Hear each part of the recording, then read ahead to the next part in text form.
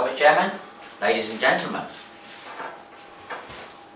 I would like to tell you a little story about how I sailed out of New York in 1972, April, the first transatlantic crossing from New York back to Southampton. 5-day cruise, and a hurricane was coming down the Atlantic just as we sailed out.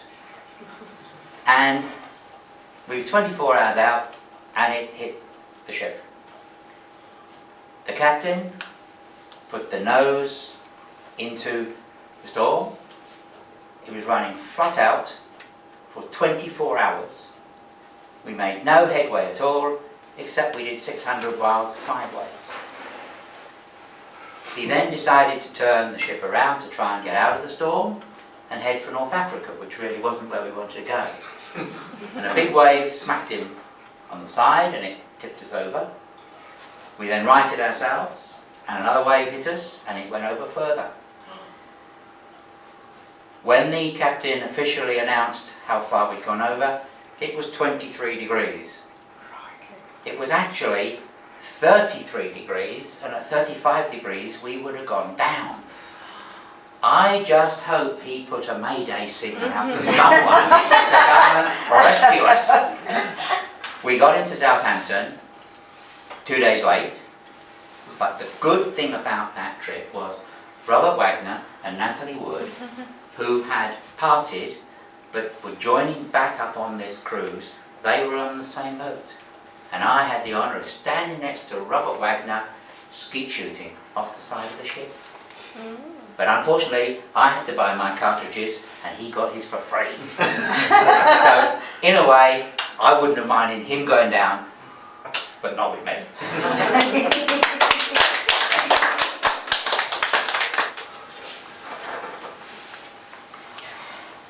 Mr. Topic's Chairman, ladies and gentlemen, I'm not sure exactly what pottery's got to do with May Day.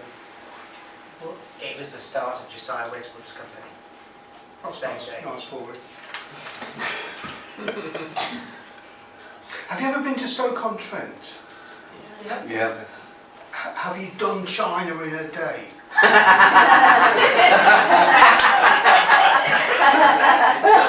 That's what the handbook says that they give you. The map of all of the potteries around the 5 towns of Stoke is called Do China in a Day.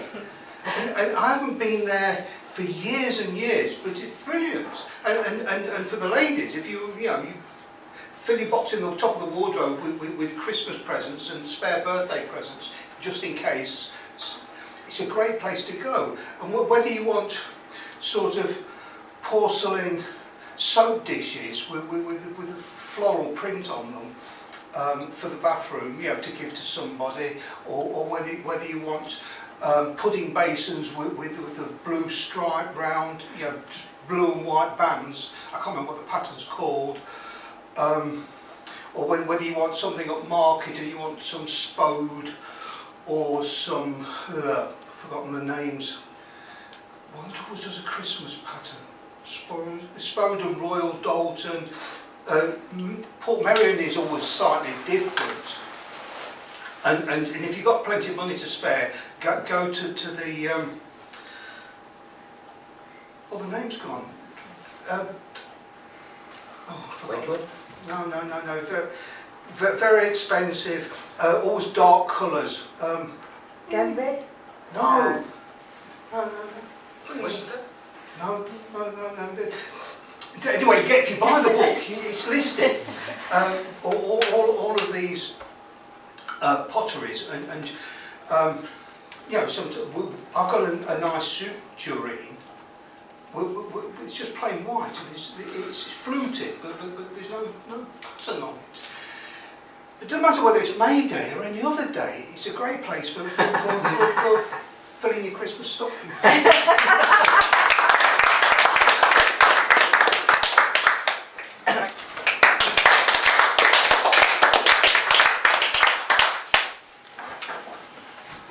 Mr. Top Chairman. Ladies and gentlemen,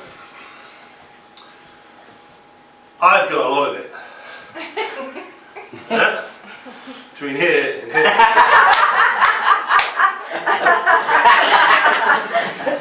Scientifically, it's called the black hole. Because, you know, I keep sucking things into this void up here, and it never seems to be able to come back out again. I'm just brimming with stuff. And I don't know what it is. I actually think the Doctor got it right. Alright? Because you know how his TARDIS, you know his TARDIS? You know the Doctor in the TARDIS, yeah. He opens up his little, police hand, walks in, and suddenly he's got his big pads. Yeah? Well, my head just doesn't work like that. You try and open it up, and it just seems to get smaller and smaller and smaller. Now, for many of you, older ones, you'll also appreciate this, because in here, this space cavity is where you call the brain, and the brain is surrounded by grey matter. And as you get older, the grey matter dissolves, it goes away. I heard somewhere that you lose something like 1 million brain cells every second or every minute. Yeah? It's even worse if you have a bang on the head. I've had a few of them. Yeah, I think this side's gone completely. And it's strange where this could take you, because I think that brain matter and losing the ability to know what's right and wrong seems to be the in thing on TV at the moment. If you go back to the 60s and 70s, it's all Star Trek going out into space, the final frontier. And now it's all about zombies. Zombies. Now I understand from zombies is that they've lost all their grey matter, and all they do is running around like trying to eat and do everything else, right? Well, I realise that, ladies and gentlemen, I have actually become a zombie. Because I've got so much space, because I've got no grey matter. So just be warned.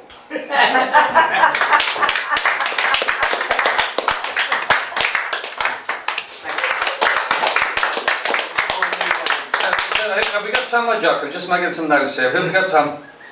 Pardon? Have we got Tom or Jock? Tom. Tom. Pubs. Sorry, Tom. What Sorry. am I talking about? Pubs. Pubs! I've lost the thread again. Does it? Now, you've thrown me off here. Now, why would I say that my name is Jock? It's because I went to Scotland a few weeks ago. And everybody there is called Jock.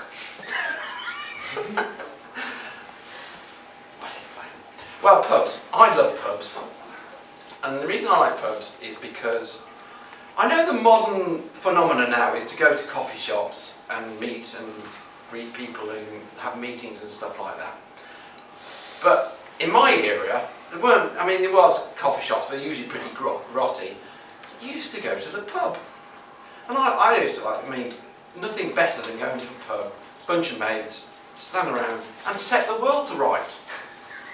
And then by the time you've drunk about 5 or 6 pints of Guinness, as I've already said, Guinness is my drink, you've forgotten everything you've talked about. But anyway. And you're happy. And you're happy, yeah. Now, I started this habit of going to pubs at a very early age.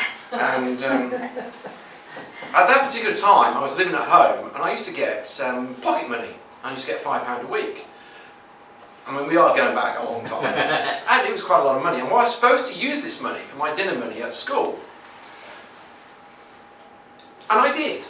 I did do that. But I would go to the pub at lunchtime, have a pint of beer, and have a little bag of chips.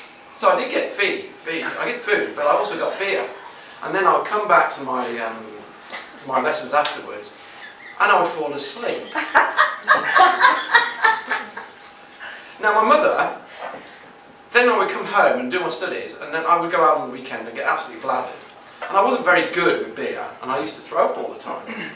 And one day my mother said, I am not going to give you your pocket money anymore. I'm just going to flush it down the toilet.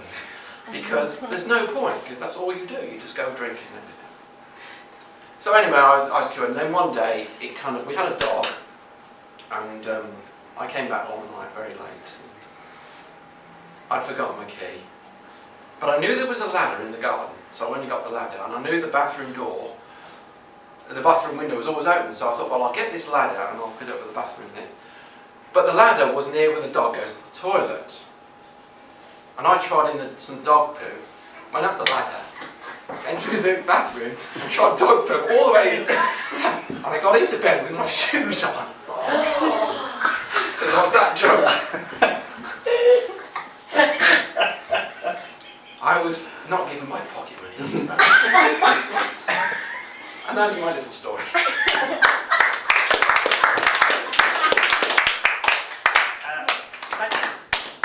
Madam Chairman, ladies and gentlemen, so I actually know what a zoo is. I once went to one, and it housed a lot of animals. Most of them were monkeys, and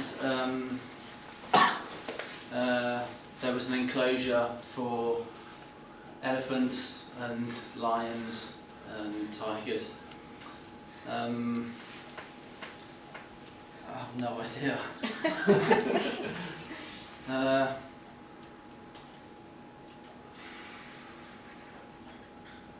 It was in Stoke, I think. Oh, I can't remember. I'm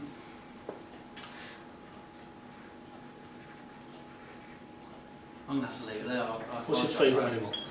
I've just got completely blank.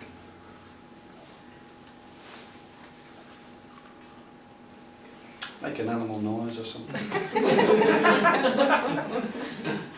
Ask us anything. You ever dressed as a gorilla at the pub? That's fine. Thank you very much indeed, Thomas. Thank you.